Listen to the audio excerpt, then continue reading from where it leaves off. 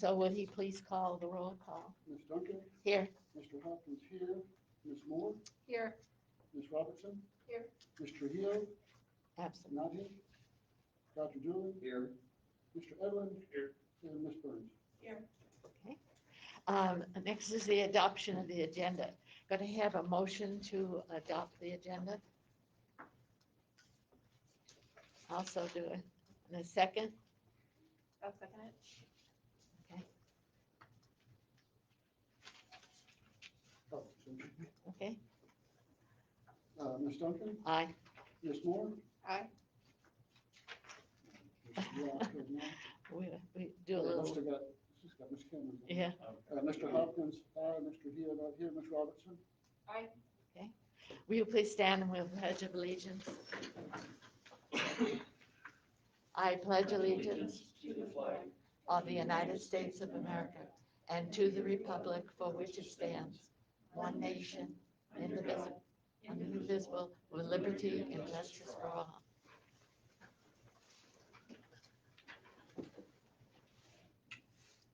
All right. The first item of business for the discussion is personal items. A. Madam President, would you like me to just keep going through all the personal items? Okay, thank you. Okay. First of all, this is the first time since the shutdown that we've had a study session because we were worried about proximity of people. And I appreciate the fact to be able to talk about some of these things before the actual board meeting on Wednesday night. Everything has changed as far as in your board book, it's personnel item 1. The first item deals with approval of fall intersession teaching staff. Next week is technically intersession. No, the following week. Next week is the last week of the first quarter. This week is This week, last week. And so we are looking at intersession being different, much so the same with the fall semester and the fall first quarter as we had in the past. We have a need, in our opinion, for intersession type work, but we don't know, we don't want to bring the students in for that intersession yet, so we're still going to propose that be an online intersession. And we're going to make it available we have one teacher for K1. That'll be Carolyn Rodriguez. Alice Cadiz we're recommending for 2-3 intersession. Rayleigh Melendres 4-5. Richard Brigadone for 6th grade. Casey, Mr. Babu for 7-12. He's been working with some of those kids at this time. What it will look like is basically teachers will give, if the board selects these teachers Wednesday night for intersession, they'll be paid $25 an hour. And which is part of the working conditions agreement. They will be working from home. If they want to come in here, they're welcome. I'll be here that week. And half of the classified staff will be here that week.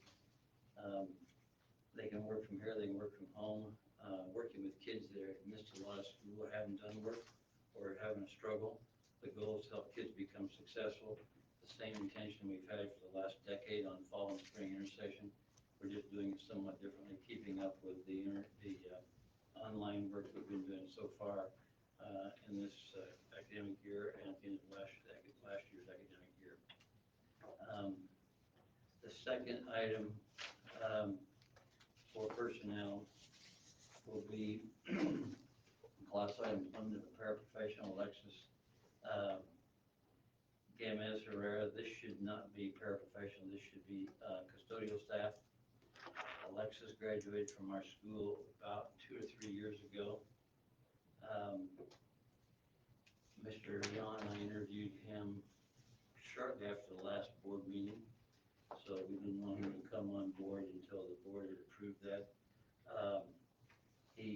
I remember him as he's been working pretty steady since high school. He's at jobs in Phoenix, jobs here in the community. I remember him as a student. His reference checks were all very positive. They're all different degrees of good. He was a good kid. He was a very quiet kid. So I think he'll be a decent employee. Depending on the need, we'll probably use him mostly for custodial, but we may start him out with maintenance for a while, so he learns some skills in the trade areas that can help do that work if needed. Area administration will recommend his employment.